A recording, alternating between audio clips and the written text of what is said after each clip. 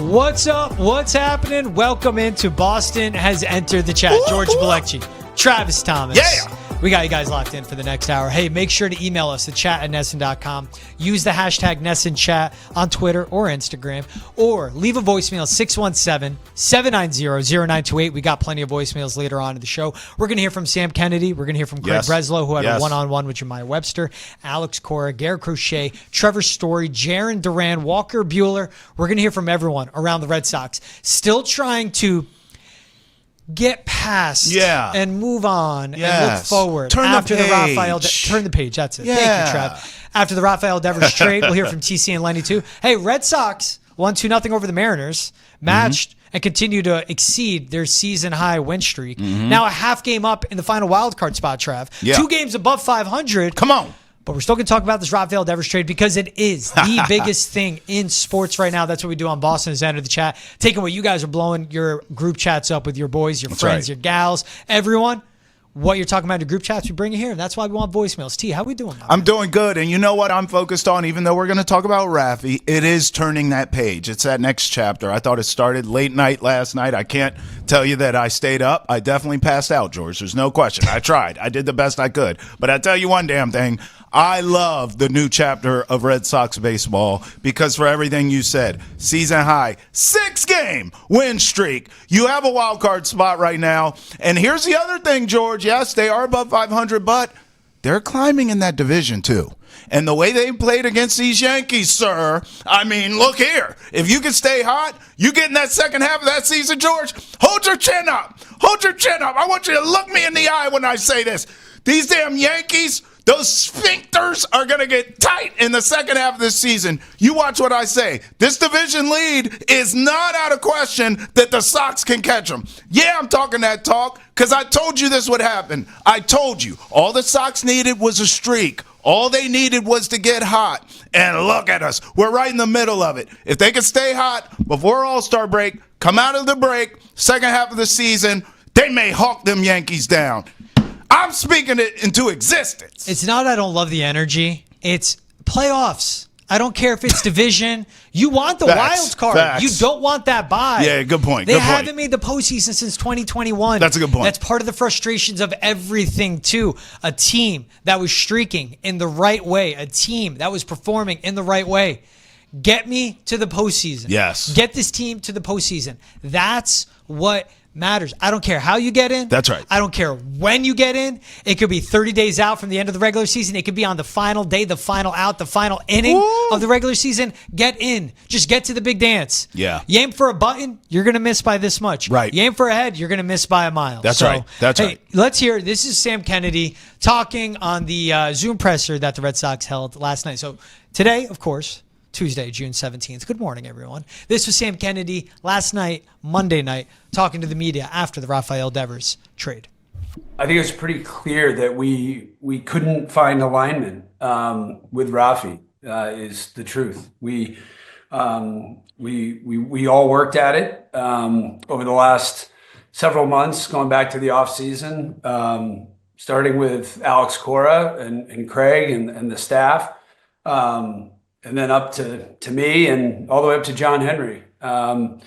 We worked at it.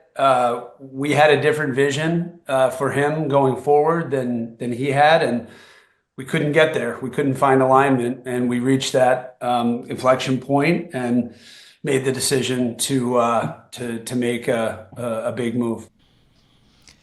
So that's Chief Baseball Officer Craig Breslow. That's President of the Red Sox, Sam Kennedy, talking about, hey, this is discussion between Craig and Alex, me, myself, going all the way up to John Henry. And we heard the word alignment a lot. Yeah. In this Zoom presser between Craig Breslow and Sam Kennedy. The alignment wasn't there. And you see some of the tweets coming in. The hand hitting the button meme with alignment on it. That's what they were saying.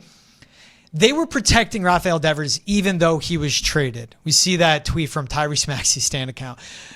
They were protecting Rafael Devers, even though he's now with the Giants, Travis. Yeah. Because Jeff Passan, point blank period, too, is like, what was he not upholding? What is your vision for this team and this culture? Okay, what was Rafi not doing? And then they were deflecting to the answers where you say something without saying anything. That's right. Rafael Devers, when we heard from others, and you hear from Craig Breslow, We heard from Julian McWilliams. He demanded a trade when they said take reps at first and third in spring training. Day so one. trade me. Day trade one. me. I would have traded him. I would have called his bluff.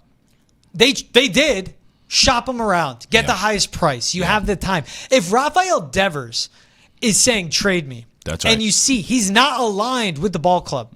I understand the comparison of the Rafi and Luka trade. I do, because of the return. It doesn't make sense. That's right. Here's the thing. Luka didn't want to be traded. And if the Mavericks said they were shopping around Luka, everyone would have been like, what? And there would have been that visceral reaction as too for Devers. But with everything coming out where he said trade me, you can do that.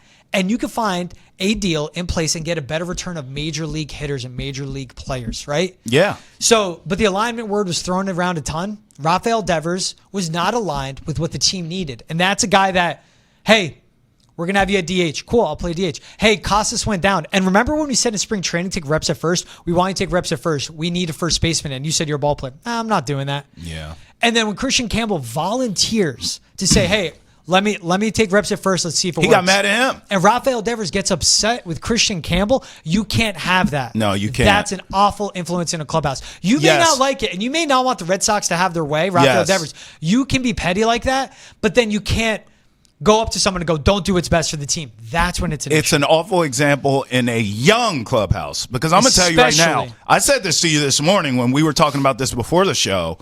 If this is a veteran clubhouse and Rafi had done that to someone, there would have been fisticuffs in that clubhouse. Yep. You're not going to tell some veteran player, oh, don't do that, man. I didn't want to play first. Don't you stand up and try to help the team. Yeah. Oh, you're fighting on spot, okay? This is a young team. Yeah, Christian Campbell's he's a young guy. He's not going to do that. All these dudes looked up to Rafi in a certain way, and that's why you got to get him out of here. And look, alignment was thrown around a lot, George, but so was we have to think of the young players and the culture we want to build. Yep. You can't have an atmosphere of growth for a collective with one person who holds themselves above the collective. And yes, there's blame to go around. Did the Red Sox empower Rafi to feel that way and put him on a pedestal? Yeah, they did.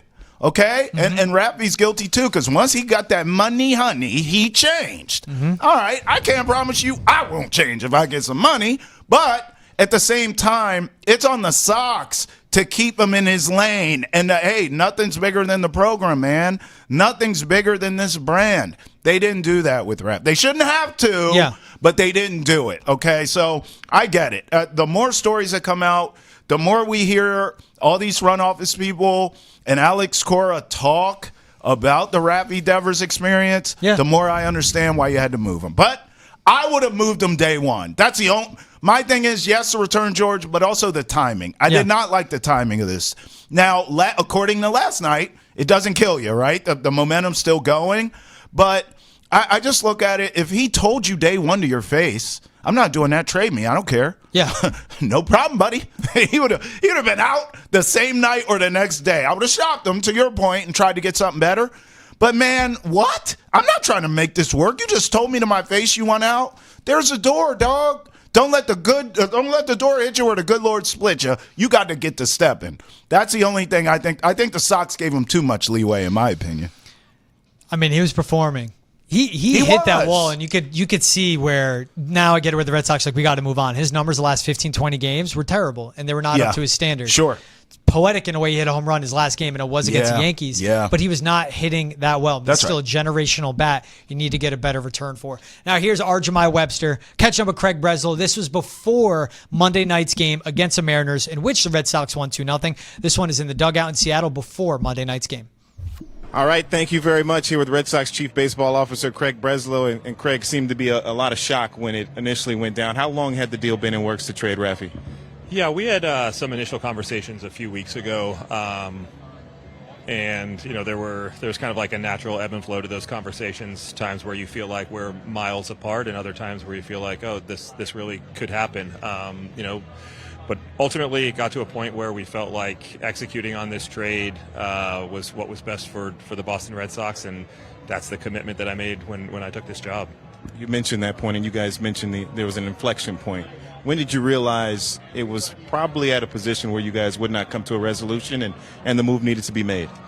Yeah, it's hard to pinpoint exact date on the calendar or event. I think it's just, it required some zooming out because it's really easy to get caught up in the day-to-day kind of operation in this role. But zooming out and looking at just the sequence of events that got us here, and just our lack of ability to find common ground in alignment about what the team needed, and again we felt like this was what was best. When you consider what's happening on the field, the team's feeling good, finally got a game over by 500 on their best winning streak of the season. Can you, I guess, take a step back and realize how the timing may be a question mark behind that? For sure. I'm not sure there's a perfect time to trade Rafael Devers. But at the same time, we needed to be committed to doing what we believe to be right, even if the timing was imperfect. And obviously after sweeping the Yankees and gaining momentum, it did feel like a bad time to break this news. But ultimately, I think if we're anchored in doing what we believe is best, then baseball's a long enough season where the team is going to come together. They're going to remain focused, and we're going to win games because of it. He was just in the second year of that long-term deal, obviously predated you, but looked at widely across baseball as a superstar, a foundational piece, which is what was said at the time.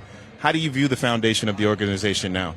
Yeah, well, no doubt Rafi is an incredibly talented hitter, and we saw what he's capable of doing and the way that he's carried this team at times, predating me, but certainly over the last season and a half or so. And, now I think as you look at the foundation of this team, there's a lot of really exciting young talent that's making it to the big leagues and impacting our club and playing alongside guys like Jaron, and Alex Bregman, who in a really short amount of time has really positioned himself as kind of a leader on this team, and the extension that we had with Garrett as someone who can pitch at the front of the rotation. I think those are the guys that you point to among others, but I think more than anything, the foundation of this team needs to be this identity and willingness to put the team ahead of any individual, to step up for each other in times of need, to make sacrifices, and always put the Red Sox ahead of any individual.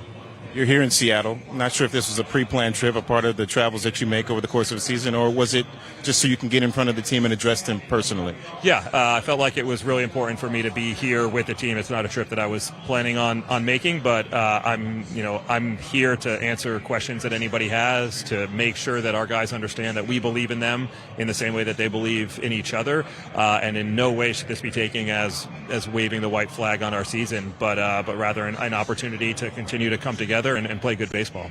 I'm sure, as you can understand, having played here, now being an executive, the fan base also looking for some answers, some scars there from other homegrown talent that have been maybe traded away at an inopportune time that they see. What can you speak to the people who are invested in this team financially and emotionally? Yeah, this was the hardest decision that I've ever had to make in this role, and I understand the frustration and disappointment and criticism. It's really hard to sit here and say that on paper we're a more talented team when you take Rafael Devers out of our lineup, but this isn't about this isn't collecting the most talent on paper. This is about building the best team, the most functional team that we can, and winning the most games. And we believe that as a result of this trade, when we look back at the end of the season, we'll have won more games than we otherwise would have because of the flexibility that this move affords us, the ability to play some of our young players, the opportunity to repurpose some of the resources that we have as early as this trade deadline to address some needs. So, I get it. But at the end of the day, we're going to be evaluated by wins and losses. That's the way that it should be, and we hope that we will be viewed favorably at the end of the season. Lastly, I'll get you out of here with this. As you mentioned, not waving the white flag on the season. How do you view the rest of this year, and what's your expectation? Yeah, we came into this season believing that we were capable of competing for the division and putting together a deep playoff run. That hasn't changed. As the season has gone on, we've definitely played inconsistently. We haven't gotten starting pitching at a time when we were scoring a bunch of runs. We haven't scored runs at times when we were getting really good pitching. Our hope is we can sync those things up and we can play really good, clean baseball. And I think it's equally important right now. We've got some flexibility and more functionality for Alex to manage this roster, and we've got 26 guys in the clubhouse who believe in themselves. Craig, thanks so much for the time. Always appreciate it. Thank you. Send it back to you guys. Hear Craig Breslow saying we're not waving the white flag. He said the same thing in the presser yesterday as well. Half game up in the final wild card spot. To your point, Trav, 5.5 games back from the division. And two things he said that jumped out to me. Not perfect time ever to make the trade, but needed to be committed to doing what we believe is right. Exactly. And then at the end, they talk about roster flexibility. They talk about 26 guys bought in to win. They have time until the trade deadline. You read between the lines where they keep saying roster flexibility. They believe that Rafael Devers sticking at DH, not being willing to play first, and then everything happening behind closed doors in the clubhouse where we'll never get the details on record. We'll hear reports, stuff will come out. They believe that was hampering this team so much to make this trade. Again, to not shop him. He said it in the press conference, no, we believe the market, we understood it, this is the best return. I'm not on board with that, but it's again everything going. I get why the trade was made. The return is tough to stomach, but you hear from Craig Breslow not waving the white flag, and this team isn't either. They're rallying around each other. Sure. You hear from Sam Kennedy as well, alignment. They're big on the culture and how young this team is. Roman Anthony's 21, Christian Campbell, Marcelo Meyer 22, Carlos Narvaez is a rookie as well. Cedar Rafaela is figuring out how to be a major leaguer. Wilyer Abreu is about to finish his second season at the major league level. Jarren Duran is now going to be the guys. He's about to be 28, 29. These are guys getting into their own at all pivotal spots. And Garrett Crochet is now the dude invested in long term. You need a healthy culture because this is now the core. We thought that's right that Rafael Devers would be the cornerstone of that. It's going to be Marcelo Meyer, Roman Anthony, or maybe someone they trade for or sign for. You know, I know we're going to get to Cora on Devers, but just on this Breslow thing, I heard all the same things as you. And in fact, I mean, if I'm Duran and if I'm this young core that you're talking about, I'm getting my bank account ready for some deposits because, I mean, this money that you have offloaded now on Rafi, reallocate some things, okay? Let's get some contracts wrapped up. You talk about culture. You talk about this is the clubhouse you want now. Great. Let's ensure that this is a clubhouse that stays together for the long term. I think some bags of money should be handed out here shortly, George. I really do. Hey, our guy Jared Carabas, you could catch on Unobstructed Views. He said, if I'm Roman Anthony's agent, Marcelo Meyer's agent, I'm picking up the phone. If I'm Jarren Duran's agent, I'm picking up the phone. I go, you clear that up. You need guys like Jarren now. You need that vet. You got the young guys. Pay the vet. Let's not do the arbitration. Now, here was Alex Cora, again, yesterday, Monday night, talking to the media. First time since Rafael Devers trade. I guess what has been the reaction like with the guys, and how have you kept them together after trading Rafi? I mean, obviously, it's a huge day, right? And you know, our job is to show up today and play the Mariners. You know, and you talk to players, and just want to make sure everybody is in the same page. And you know, we're in a good spot. You know, obviously, you know, the guy means so much to that group, means so much to the organization, to the city of Boston. You know, I'm not going to hide it, but at the same time, you know. We got to show up. We're playing good baseball. They're one of the teams that are ahead of us, so, you know, try to win the series. Were you in constant communication with the front office so that everybody said they found out on the plane, but did you kind of know after the game heading to the airport? We always had conversations and, you know, had an idea what was going on, obviously. But at the same time, it's not a given, you know, it's not 100% that it's going to happen, right? But, you know, the front office, ownership and the group, they do an amazing job, you know, keeping the lines of communication and telling me what's going on. So, yeah. After the trade happens, what was your message to the group? You know, we got to keep going. That's the bottom line. You know, we put ourselves in a good spot, right? We have played good baseball for an extended period of time, right? Now we have to do it without Rafi, but at the same time, you know, we added some pieces that we do believe they're going to help us, especially obviously in the pitching department, and that's something that you know, we've been talking about throughout, you know, the off season and early in the season. You know, we have to pitch, and these two guys, in my opinion, they're going to impact the big league team at one point. How would you describe the mood of the players and the coaches kind of on that flight? I mean, it's a 6-hour flight. You guys just found out. Was it a weird? Yeah, in the beginning, of course, you know, but then after that, it's business as usual. We, you know, coaches have to prepare for the series. The boys, they play cards, and obviously they had their conversations, but, you know, it's a long flight anyway. So obviously the news came up early, and then after that, you know, I don't want to say business as usual, but it was a regular flight. You were part of obviously a big trade as a player, the Manny trade. When a big bat like that gets traded, for the clubhouse of the team, is he just like turn the page, or I mean, what's that feeling like? If you go back to that one, it was, towards the end of the season, and when it really, I mean, this matters. Don't get me wrong, but at that point we traded Manny, and we had an off day, I think, that day, so we were able to kind of like digest it and show up the next day. Jay Bay showed up, and we kept going, right? And we were one game away from making it to the World Series, all banked up, right? So it's not the first trade that goes down, it's how this game goes, right? And one thing that we have to do, and I know it sounds harsh, we have to turn the page and be ready for Seattle.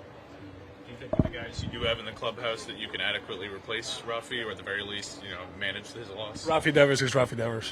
He's a special hitter, and we all know that. But there's an opportunity for other guys to get at bats and contribute.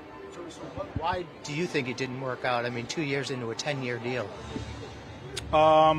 There's some reasons that it didn't work out, right? And I don't want to, pinpoint stuff, whatever. But the last few months hasn't been easy, right? We made decisions in the off season. Circumstances have changed the last month, and this is a decision we made as an organization. Now Rafi's going to be with the Giants, and like I said, we have to turn the page and be ready for this team. What did Rafi think when he found out? He shook our hands and he took off. What's the status of Hicks? What do you foresee in terms of getting? I think he's going to throw a live VP in the upcoming days, and then we'll see where we at. I don't know if a rehab assignment is coming up, but he's getting close. You looking at a late inning reliever? Or? We haven't talked about that yet. So he's joining the team here, or he's gone to Boston. So that was Alex Cora talking about the Rafael Devers trade, and at the end answering some questions about one of the pitchers that they acquired in the trade. I want to get into David Ortiz's quotes. So he spoke with Yansel Pujols and also with Ken Rosenthal. Let's get to the Yansel Pujols quote first. So here's David Ortiz. Quote, players need to take this as an example. Nobody is indispensable. You have to be available. That was the end of the relationship between Devers and the Red Sox. You need to be smart to understand the situation. Your worst enemy is your ego. That's David Ortiz talking about Rafael Devers and the Red Sox. And David Ortiz has a great relationship with the Sox. Obviously a great relationship with Rafi Devers. But that's the biggest thing. Trav, it does get to the point, too. You are inked 10 years, $311 million, $31 million a year. Great contract for a third baseman. Fantastic contract for a DH. When you're getting paid that money, the reason you wouldn't want to go from third to DH is because you want to get paid. The reason you wouldn't want to go from third to first is you want to get paid more, but he does. Then here is David Ortiz talking to Ken Rosenthal. I played for the Red Sox for a long time. I think everything with me and the Red Sox was roses and flowers. I went through some tough times, but I was mature enough to understand to keep things internal. Even in the best families, between the best brothers, stuff happens. You need to have maturity to resolve the problems and move on. Man. That's a big one at the end, Trav. I want to talk about this one quick. Okay. That's a big one right there. Yeah. You keep stuff internal. That's right. Because Devers publicly went at Craig Breslow, and you can't have that happen. Yeah, it's funny. You and I key in on different things. You caught that last line there for this, and what stood out to me was the last line of the last quote, your worst enemy is your ego.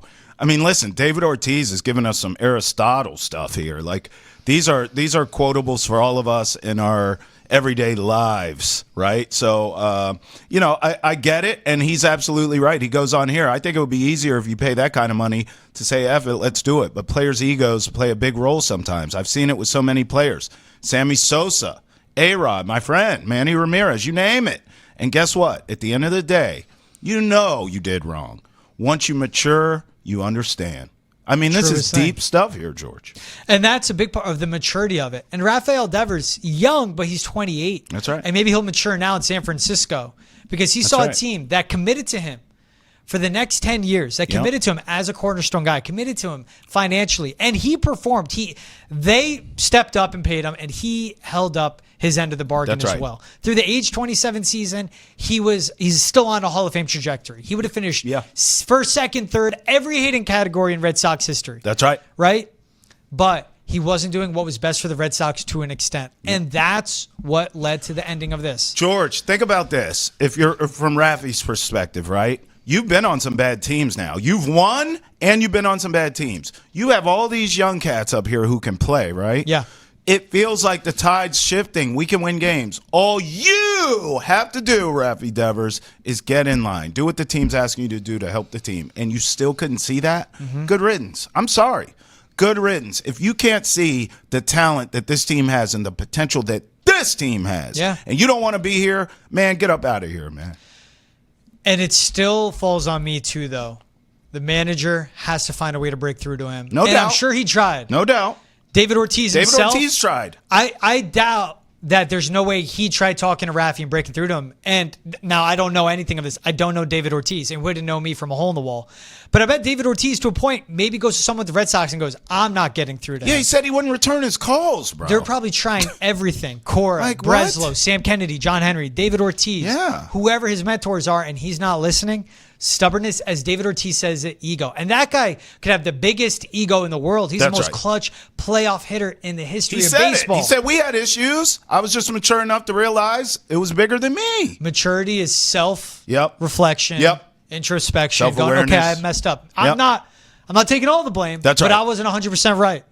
And let's get better from that. And he just didn't do it. We'll take another break here on Boston Has Entered the Chat. When we're back, we'll be with your guys' voicemails on Boston Has Entered the Chat. Make sure to catch new episodes 8 to 9 a.m. on Nesson, 9 to 10 a.m. on Nesson Nation every Monday through Friday. And you can catch all the episodes along with 310 to Left, wherever you get your podcast. All this Rafael Devers coverage right there for your podcast, wherever you watch them on YouTube and on Boston Has Entered the Chat every Monday to Friday from 8 to 10 a.m. We'll be right back after this.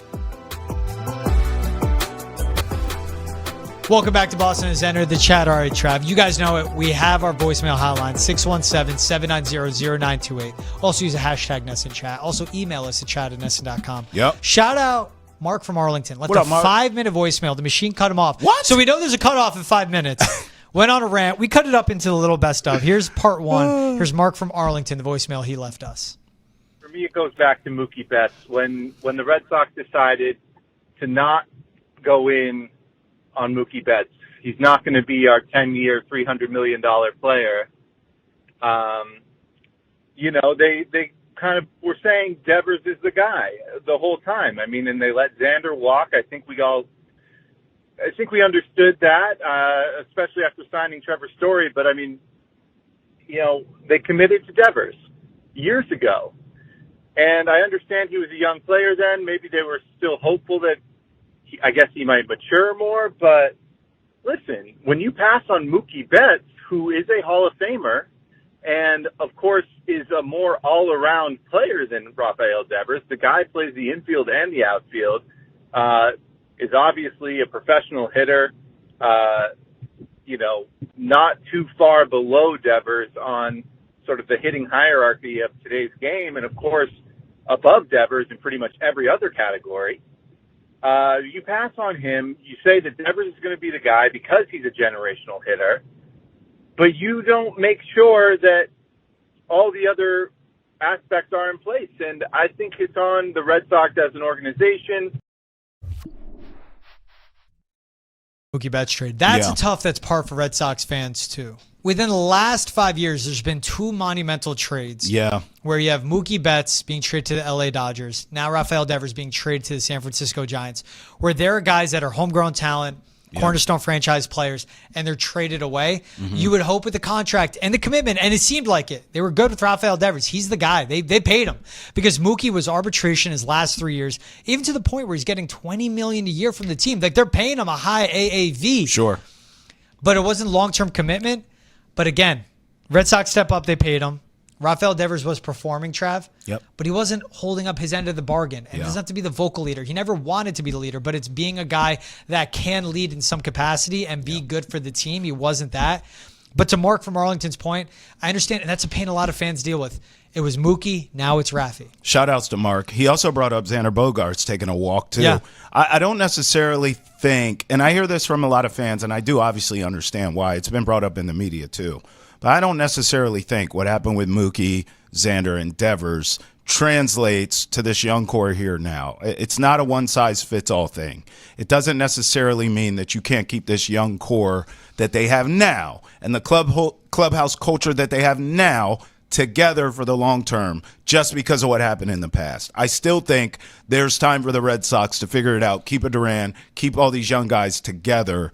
We'll see if that comes to fruition, but I don't necessarily, George, just look back on what happened before and what happened here with Devers and think that across the board this is what it is. I think there's time to turn it around. Yeah. Here's also Mark from Arlington, second part of his voicemail. Again, man, 5 minutes. Love it. Loved the passion. Here's Mark from Arlington again, separate part of his voicemail he left. We just abandoned the plan. What is that? Chaim Bloom was developing a plan. You fire him. Now we got Craig Breslow. Oh, he went to Yale. He played baseball at Yale. He was on the 2013 Red Sox in the bullpen. That really doesn't matter. Like, why did we get rid of Bloom when he had put together this roster? If he's in town, maybe there's some different links. And Alex Cora. Alex Cora clearly is not a developmental manager. Now he's got a huge amount of young players, potential stars on his team that it's his job to develop them. And his thing, in my mind, has always been the stars. Like, he's a manager of a team full of stars, like the 2018 Red Sox or maybe like today's Dodgers, and he would be able to handle the egos. He knows how to deal with stars and big leaguers, veteran players. Well, he did not do that with Devers this year.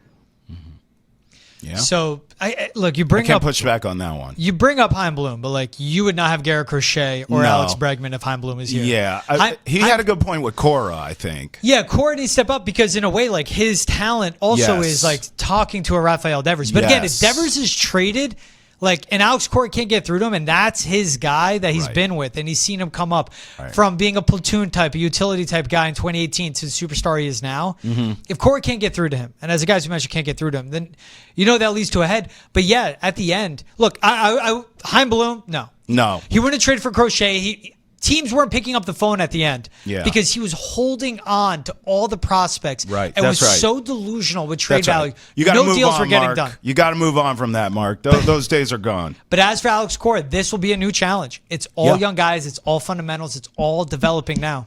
I agree. They've cleaned up the defense at the major league level to an extent. Let's see if they can. He deserves a lot of credit, but also I think the Sox could have maybe not had as much public backlash if they had just traded Rafi from the jump when he told you, I ain't doing that, trade me. Okay, bet. And trade his butt. And then guess what? Come out, as they've been honest, but come out then and say we traded him because no one's bigger than the franchise. We need to play this season with people that want to be here. None of us. We would have been mad. Oh, man, too bad what happened to Rafi. But it wouldn't have been the arrows shot at the organization like it has been in the few days because of the timing in which you traded Rafi and the return that you got for Rafi. If you had traded him from the beginning and said no one's bigger than this team, no one's bigger than this franchise, we all would have understood that, George. At least they try to make it work. All the way They tried. Publicly when he's ripping Craig Breslow to fly out to Kansas City and talk to him. Like they tried on their end. Yeah, they to did. make it work, and then they trade him.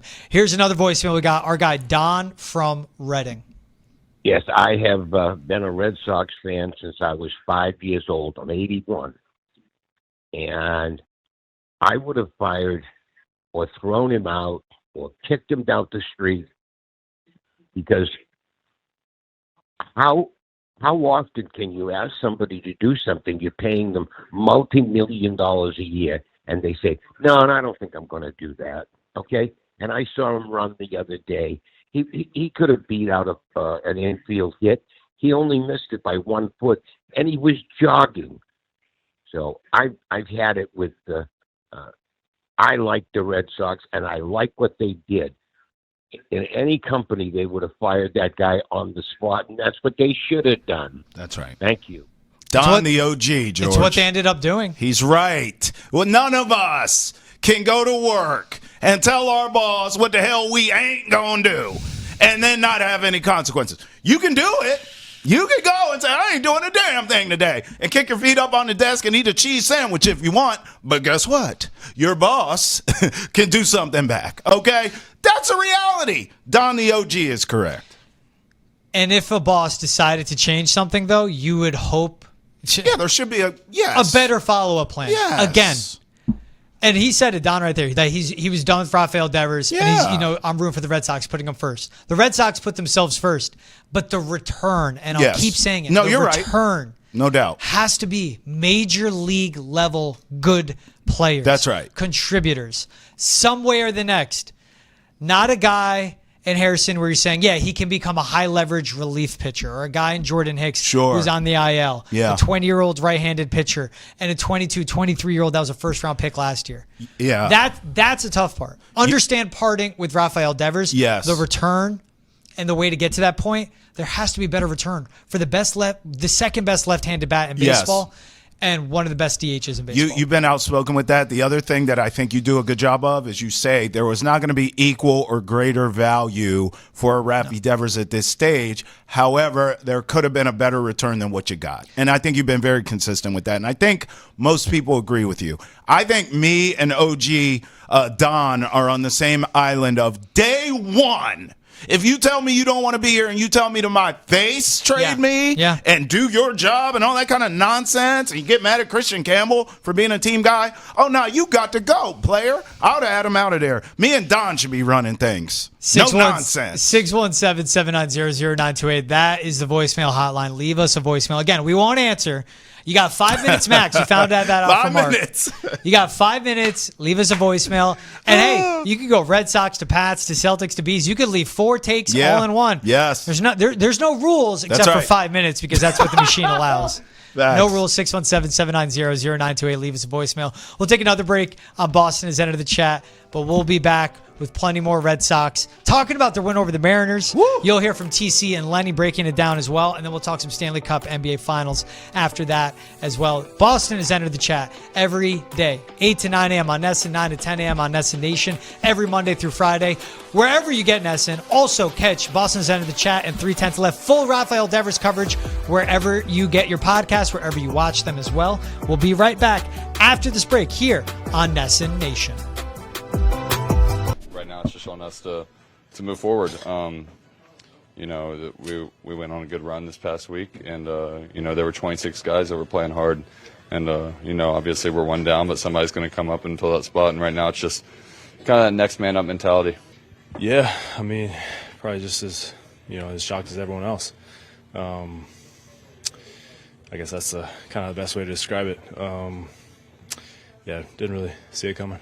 Yeah, I mean, obviously, for us, he's a teammate of ours or was, and obviously a really special player. But at the end of the day, the roster and the decisions that are made are kind of above our pay grade, and our job is to go and play and try and win games. So, how did the team react? Personally, I didn't see it coming. It was just like a shock. But at the end of the day, it is baseball and a business, and they made a decision that they thought was best for us, and we just got to stick by it and move forward as a team. So they're hearing from Garrett Crochet, Walker Buehler, Trevor Story, Jarren Duran in the clubhouse before their game against Seattle after the Rafael Devers trade. Or that could have been after the game. But still, nonetheless, you hear that next man up. Yep. They made the choice they think is best for the team. It's all about moving forward. And those are 4 guys, especially Garrett Crochet, Jarren Duran. Mm-hmm. Duran has to get an extension done, but those are 2 guys. Garrett Crochet's inked. He's in the long-term plan. Yep. I would assume Jarren Duran would be in the long-term plan as well for the Red Sox.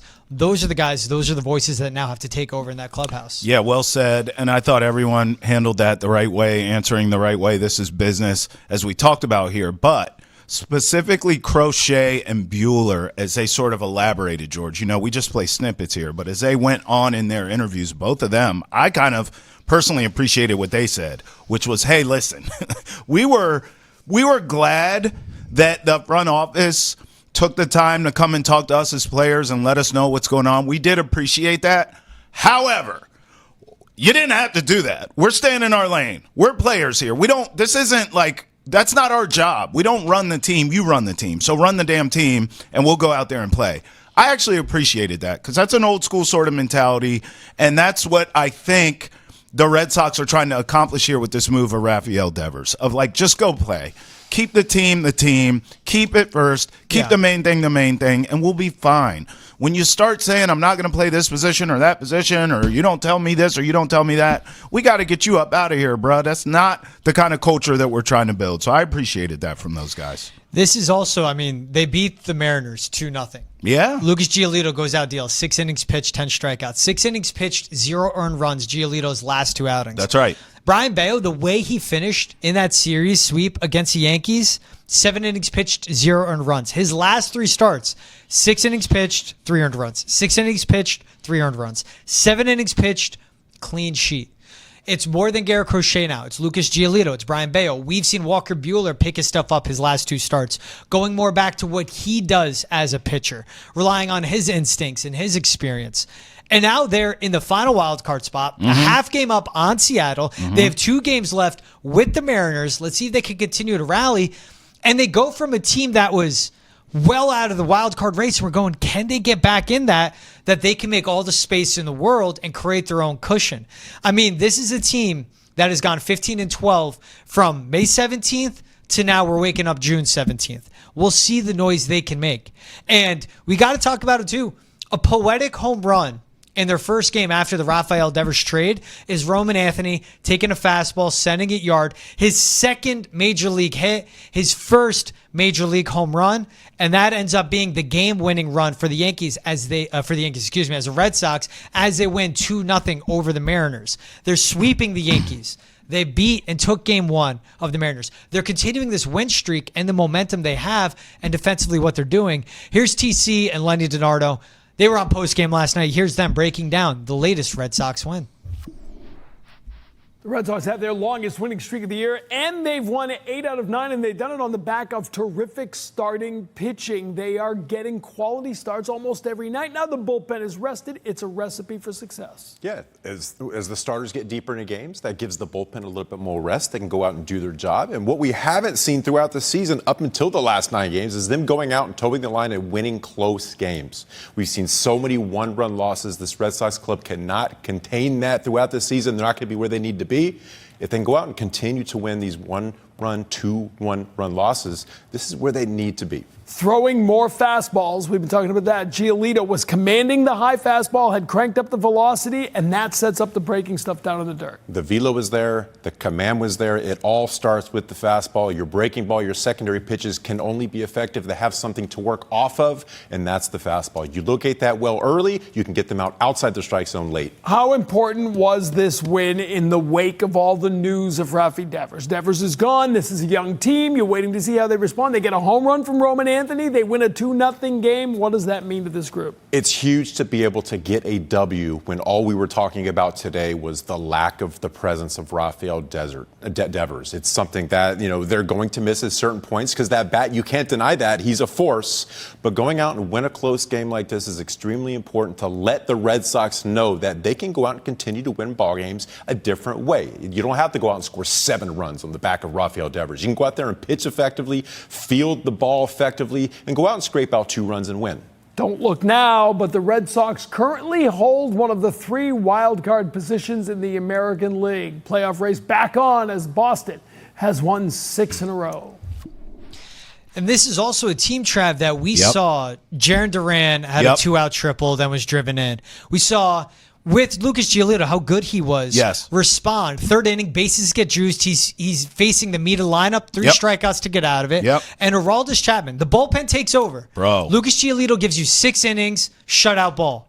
And then we see the bullpen when it was Justin Wilson, Greg Weissert, and then Aroldis Chapman, inning pitched each. Nails. No earned runs. Nails. And Chapman 3 Ks to get the save. You're seeing this team come together. As Lenny and TC mentioned, now you're showing them, okay, you're a half game in from the final wildcard spot. You're in that final spot. This is what the reaction and the response has to be in the clubhouse. Give the front office a reason to buy. They freed up $31 million in payroll. They got under by $5 million, I believe, under that tax. Now give them a reason to buy and make a push.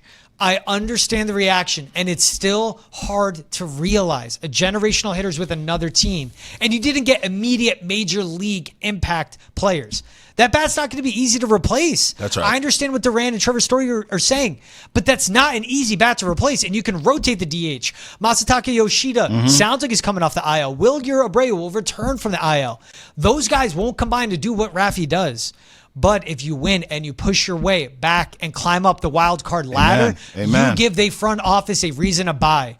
We see the response. A 2-0 wins big. We see the starting pitching stepping up. Preach. Continue to do it. They have the money. They have some assets. Buy at the deadline. We'll see. We'll take another break on Boston's End of the Chat. When we're back, we'll talk some Stanley Cup Finals and NBA Finals as well. Back on Boston's End of the Chat, T. Let's get into what's trending, my man. So a report coming out, Celtics, Thunder, and Nets are among the most active teams exploring first-round trade-ups in the NBA draft. Okay. So the Celtics, we know, obviously picking at the end. I mean, they always win. Right. They got 28th and 32nd overall pick. Yeah. See this from Graceful. Celtics, Thunder, and Nets all trying to trade up like the rest of the league is just going to hand over picks for fun. Good luck with that. The Nets, they'll give them picks. They don't care. But what do the Nets have to trade up? Celtics and Thunder, after seeing what those teams are made of and knowing that the spot the Celtics are in, they need to get under that second apron. Yeah. You know, teams will have to play the leverage on their end. And then you see Ken H. Celtics need a point guard and a center.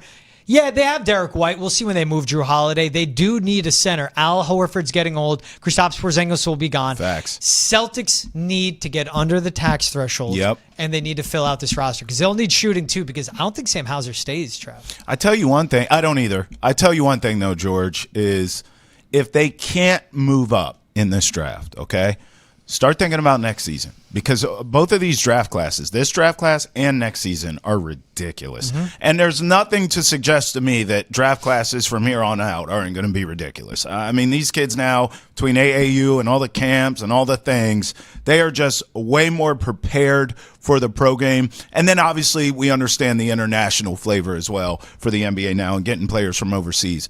So if I'm the Celtics, try to move up. I'm fine with this, but at the same time, you don't have the assets like a Oklahoma City Thunder who have draft picks out the yin-yang for the next 10 years. They can move up and down in any draft they want. The Celtics, we understand, will try to move some players, of course. If you can, do it, but don't force it. You have another draft next season and a season after, we think, where it's going to be a solid draft class. So hopefully, but this also does signal, George, what we have discovered here. The Celtics are going for it next season. This is not some sort of we're going to lay down. Yeah. They're going to go after the playoffs. You want to move up to get immediate impact. Yeah, they're competing next season. There bro. are a lot of NBA players in this draft. This one's stronger than the last. That's and right. obviously we know Cooper Flagg is the eye, the pie in the sky. Yes. And again, like I don't believe Cooper Flagg checks every box that we believe Nico Harrison sees. That's right. Now, obviously, with Anthony Davis, Kyrie Irving returning from injury, this is a win now. Cooper Flagg is immediate impact NBA guy. That's right. Affects the game without the ball in his hands and plays end to end. Yeah. He's number one overall pick. Yes. And it's hard to see the Mavericks trading out of that spot. Yeah. But again, Nico Harrison's done dumb stuff before. Yeah, facts. It doesn't make sense logically, but the Celtics should be picking up that phone to try and make it happen for Cooper Flagg still. Now, that would be unloading. That'd be nuts. Very precious assets like they have. Yeah. But if Cooper Flagg, cost control, talking all this tax and supermaxes and everything, he would make a ton of sense. By the way, Flagg's from here, so we get it. Yeah.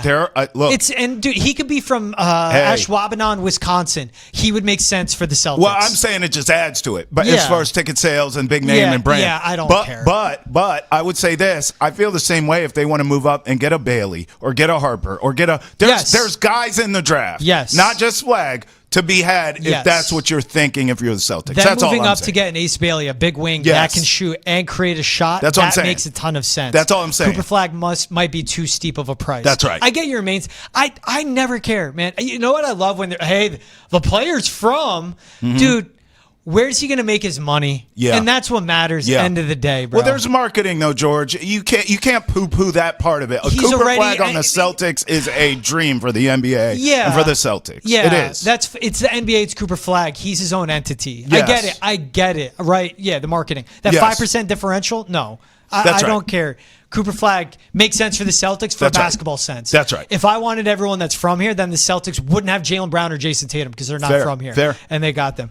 Hey, You see Game 5, man? I did. You see It's what over. SGA and Jay Will did? It's over, bro. You see what Tyrese Halliburton did? Yeah, what he didn't do? 4 from the floor. Yeah, I know. 4 points all at the free throw line, man. Yeah. And the tweet's coming in. You see it right there. Tyrese Halliburton, impressive. 0 field goals in Game 5 of the NBA Finals.